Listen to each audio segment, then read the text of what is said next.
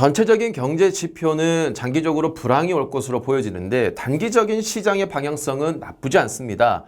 미국의 국채금리, 시장의 위기를 만들었던 국채금리는 5%대에서 다시 4.4%로 급격하게 내려왔고요. 그리고 환율도 좀 안정화가 됐습니다. 여러 가지 단기적인 주식시장에는 좋은 의미가 좀 나오고 있어서 지금 대한민국 증시도 좀 나쁘지 않죠. 제가 여러분들한테 알려드렸던 게임주들도 바닥에서 지금 상승을 하고 있고 바이오주들도 바닥에서 좀 반등을 하면서 괜찮은 흐름을 좀 보여주고 있습니다. 물론 이 국채금리가 내려온 것이 단기간 증시에는 좋지만 파월한테는 조금 더 매파적인 발언을 이끌어낼 가능성이 높습니다. 국채금리의 상승이 시중의 금리를 끌어올렸고 그것은 추가적인 금리 인상, 기준금리 인상의 효과를 가져왔다. 이런 얘기를 한 적이 있습니다. 기준금리가 상승한다는 것은 시장의 어떤 투자를 조금 억압시키는 효과가 좀 있죠. 그런데 기준금리를 올리지 않더라도 미국의 국채금리가 올라가면서 은행들이 어려워지고 각종 기업들의 재무 상태가 안 좋아지게 되면서 투자 시장이 조금 얼어붙었거든요. 그러니까 이 국채금리가 크게 올라간 것이 기준금리에 올라간 것을 어느 정도 따라서 만들어줬다. 이렇게 표현을 했었는데 최근에 이렇게 국채금리가 급격하게 내려와 버리면 파월 입장에서는 이제 지난 발언을 한 게 있잖아요. 금리 인상을 신중하게 하겠다. 그리고 이미 국채금리가 시중금리를 끌어올렸겠다. 이렇게 얘기를 했는데 그러면 신중하게 한다라고 했는데 국채금리가 내려왔단 말이죠. 그러면 이거 금리 인상을 더 할 수도 있는 거 아닙니까? 이런 우려가 이제 나올 수가 있는 것이고 파월도 그렇기 때문에 금리 인상을 실질적으로 할 수도 있지만 그럴 확률은 높지 않죠. 금리 인상을 크게 하지 않더라도 어쨌든 발언은 세게 나가야지만 시장에 좀 불타오르는 광기를 억누를 수가 있다는 겁니다. 물론 지금 각종 지표들이 좋지 않기 때문에 금리를 올리긴 정말 힘들어요. 내년에 아마 저는 생각보다 빠르게 적어도 2분기, 3분기 정도 사이에는 파월이 금리를 오히려 빠르게 내릴 거라고 보고 있습니다. 자, 그러면 전반적인 매크로 시장이 이렇다고 했을 때 우리가 투자를 어떻게 해야 되느냐? 제가 연말 정도에 시장에 다시 한번 크게 반등을 할 수가 있다라고 말씀을 드렸죠. 저는 그것이 마지막 탈출 기회라고 보고 있습니다. 그래서 지금부터 파월이 발언을 하는 그 시기 전까지 수익이 나는 것은 최대한 현금화를 시켜야 되고요. 차분히 기다렸다가 오르면 분할 매도로 현금화를 시켜야 되고요.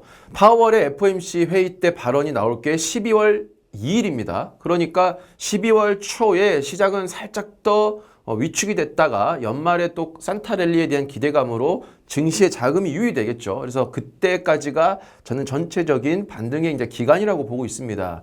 그래서 파월의 FOMC 파월의 발언 그 기점으로 현금화를 시켰다가 시장이 좀 빠지면 다시 한번 조금 더 들어가도 괜찮을 것 같아요. 하지만 이제 연말이 될 때쯤 되면 1월 달에는 증시가 항상 좋습니다. 왜냐? 새해에 기대감이 있고 기업들이 새로운 발표를 하고 비전 발표를 하기 때문에 보통 연말에 산타랠리를 기대하지만 연말이 안 좋고 오히려 1월 달부터 1월 중순 이상부터 시장이 좋아집니다. 왜냐하면 새로운 기대감이 생기니까요. 그런데 저는 이번에는 이것이 반대로 될 가능성이 높다라고 봅니다. 오히려 연말까지 시장은 좀 좋을 것 같고 내년이 되면은 새로운 기대감이 생겨야 되는데 미국의 이런 데이터들이 무너지게 되면서 그 기대감들을 위축시킬 만한 내용들이 나오게 되면 시장은 오히려 저는 움츠러들 가능성이 무척 높다라고 보고 있어요.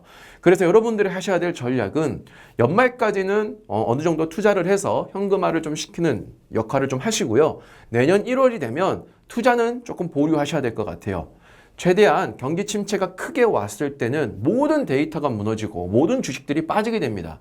그래서 현금화를 시켜서 모아놨다가 이제 내년에 금리 인하가 본격적으로 시작이 되면 이제 우리는 경기 침체가 왔습니다. 되게 심각합니다. 라는 거를 인정하는 꼴이거든요. 그래서 우리가 알고 있는 모든 기준보다도 급격하게 더 빠질 가능성이 높습니다.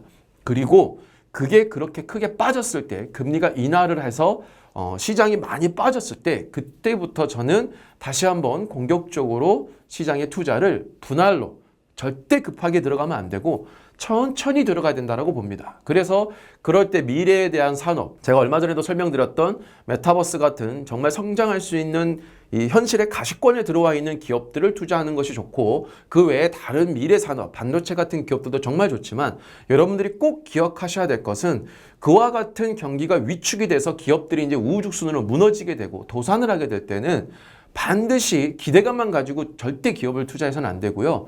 부채 비율이 낮고 영업이익을 만드는 기업 이 두 가지를 필수로 찾아가셔야 돼요. 만약에 당장 영업이익을 못 만들더라도 부채 비율이 낮아서 어려운 시기를 극복할 수 있는 기업들을 찾아가야지만 영업이익이 없더라도 혹은 낮아지더라도 나중에 그것이 다시 대폭 영업이익이 증가하면서 큰 수익을 우리가 얻을 수 있는 거거든요.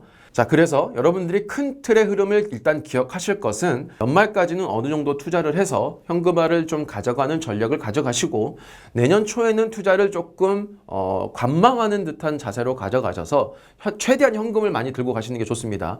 그리고 시장이 정말 침체가 와서 무너진다라고 하고 금리 인하가 나오고 시장이 우리가 생각하는 것보다 우리의 예상치보다도 훨씬 더 많이 빠지게 되면 그때부터 천천히 분할 매수로 사가는 것이 좋다. 그리고 그때에 투자해야 될 기업들은 반드시 영업이익이 나오고 부채 비율이 낮은 그리고 미래의 신성장에 대한 동력을 가지고 있는 기업들을 투자해야 된다. 이 3박자가 갖춰지지 않으면 엄청난 리스크를 감수해야 될 수도 있다. 이렇게 생각하시면 될 것 같습니다.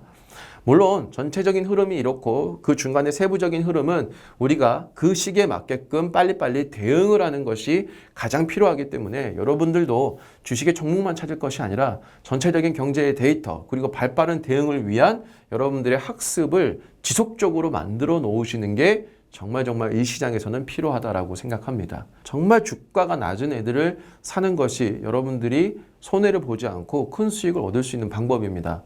제발 여러분들 높아져 있는 주식을 무리하게 쫓아가지 마셨으면 좋겠고요. 그리고 남들이 모든 사람들이 투자한다라고 할 때는 오히려 투자를 하지 않고 남들이 모두가 투자를 하면 안 된다라고 얘기를 할 때 우리는 차분히 투자를 진행을 해야 됩니다. 조급하게 생각하지 마시고 차분히 여러분들이 시간을 가지고 투자를 한다라고 하면 분명히 좋은 결과가 있을 것이라고 믿고 있습니다.